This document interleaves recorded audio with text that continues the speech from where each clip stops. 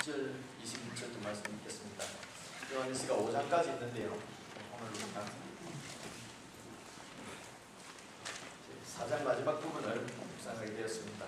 2번 정도만 하면은 요한일서 말씀을 다 상고할 수 있겠습니다. 4장 20절, 21절 말씀을 2절밖에 안 되니까 함께 읽겠습니다. 시작. 누구든지 하나님을 사랑하노라 하고 그 형제를 미워하면 이는 거짓말을 한 자니 보는 바 그 형제를 사랑하지 아니하는 자는 보지 못하는 바 하나님을 사랑할 수 없느니라. 우리가 이 계명을 주께 받았나니 하나님을 사랑하는 자는 또한 그 형제를 사랑하시니라. 아멘. 가장 마지막 부분이거든요. 생각 없이 읽으면 갈등이 없습니다만 조금만 생각하면 참 피하고 싶은 말씀 아닙니까? 하나님을 사랑하노라고 하면서 형제를 미워하면 거짓말하는 자다. 눈에 보이는 형제를 사랑하지 않는 자가 눈에 보이지 않는 하나님을 사랑한다는 것은 거짓말입니다. 참 어렵습니다. 이 말씀, 그죠? 이 말씀은 정말 피해가고 싶고 또 설교하기도 그렇습니다. 그냥 우리는 사랑해야 합니다. 이렇게 외치기는 별로 어렵지 않은데요. 실제 우리 삶에서 우리가 경험하는 것은 이렇게 인정하기, 실현하기가 불가능한 것처럼 느껴지니까요. 그래서 설교하는 저도 나한테도 잘 이루어지지 않는 말씀을 설교할 수 있겠나 이런 생각이 들고 또 이 말씀대로 하는 것 같으면 우리가 어떻게 하나님을 사랑한다고 하나님의 자녀라고 말을 할 수가 있겠습니까? 형제를 미워하면은 눈에 보이는 형제를 사랑하지 않는 자는 보이지 않는 하나님을 사랑할 수 없다 이렇게 말씀하시니까 거의 불가능하게 우리가 구원받는 것도 불가능하게 느껴지는 그런 말씀입니다.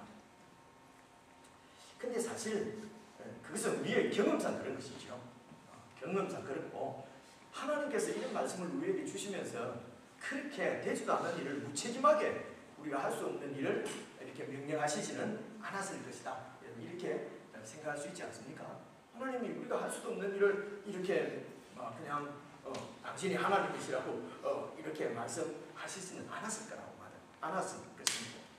그리고 이 형제를 사랑하는 일이 쉽게 되어지는 일 같으면은 이렇게 여러 번 길게 제가 10월 첫 주부터 말씀을 드렸는데요. 아직도 지금 4장인데 이렇게 길게 하나님이 여러 번 말씀하시지 않지 않겠습니까? 되는 일 같으면 한 번만 말씀하시면 되죠. 안 되니까. 근데 사실은 우리 자녀들한테 얘기할 때도 자녀들이 잔소리라고 느껴질 만큼 우리 부모들이 같은 얘기를 많이 하시잖아요. 그래서 같은 소리 여러 번 하면 잔소리 된다고 자꾸 그러는데 그래 치면은 하나님이 정말 잔소리꾼입니다.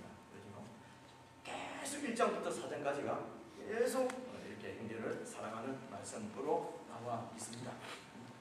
그래서 오늘 우리가 4장에 있는 말씀을 이제 풀면서 이렇게 함께 말씀을 나누고 말씀을 듣는 가운데 이 말씀을 하시는 우리 아버지의 마음을 우리 모두가 깨달을 수 있으면 좋겠습니다.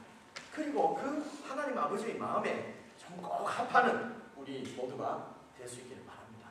이런 마음을 가지고 설교는 하나님 말씀이니까 그렇고 실제적으로 우리한테 되지도 않은 일인데 이렇게 생각하지 마시고 하나님께서 우리에게 하시는 말씀이기 때문에 하나님이 우리를 향한 당신의 마음이 있을 것이란 말입니다.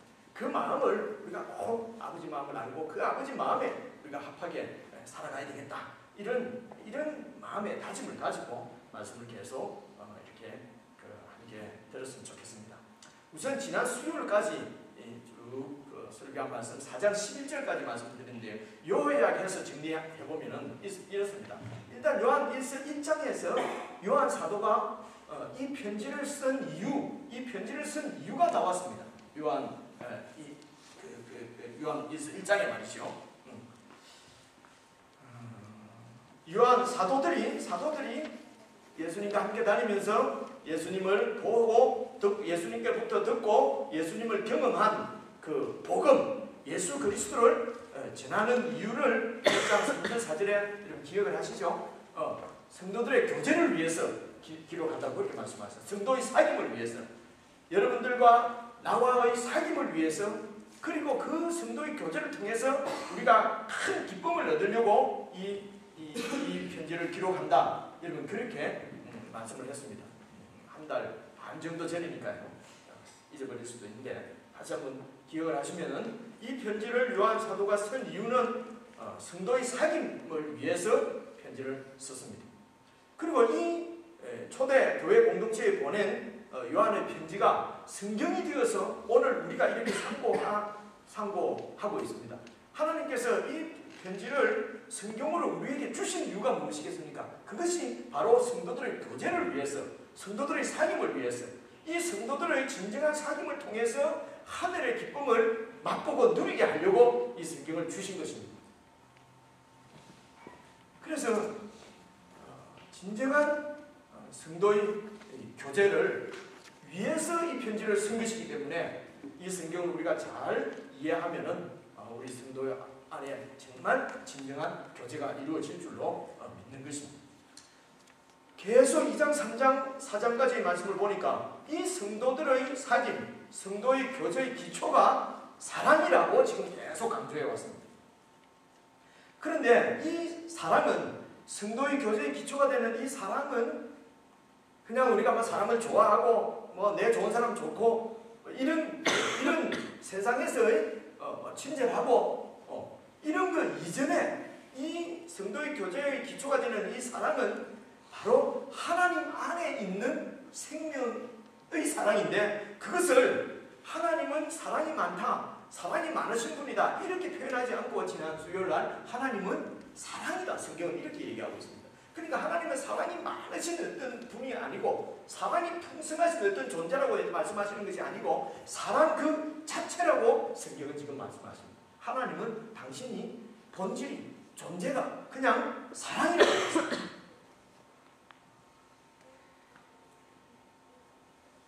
그렇기 때문에 이 하나님의 생명을 받은 우리, 하나님의 이 생명을 받은, 구원받은 하나님의 자녀들이 갖고 있는 거듭난 생명, 이 생명은 역시 그 본질이 바로 사랑이라고 하는 것입니다. 여러분 이것이 지금 요한 1서에서 지금 강조하고 있는, 말씀하고 있는 중요한 원리입니다. 하나님은 사랑 그 자체입니다. 그래 이 땅에서 우리가 누가 좀 친절하다, 착하다, 뭐 돕는다, 구제한다 이런 사랑이 아니고요. 하나님 자체가 사랑이라고 말씀하시고, 그래서 그 생명이 사랑이고, 그래서 하나님은 그 생명 자체가 사랑이시기 때문에 행하시는 모든 일이 사랑의 그분의 모든 하시는 일의 방법, 기초가 다 사랑이라고 하는 것입니다. 그런데 그 생명을 오늘 우리가 받아서 거듭난 하나님의 자녀가 되었다는 것입니다.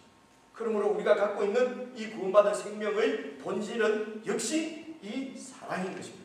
그렇기 때문에 계속 요한일서 성경에서는 이 하나님의 생명을 받지 않고 이 하나님의 생명을 모르고 있다면은 그 사람은 구원받은 사람이 아니다 이렇게 말하는 것입니다.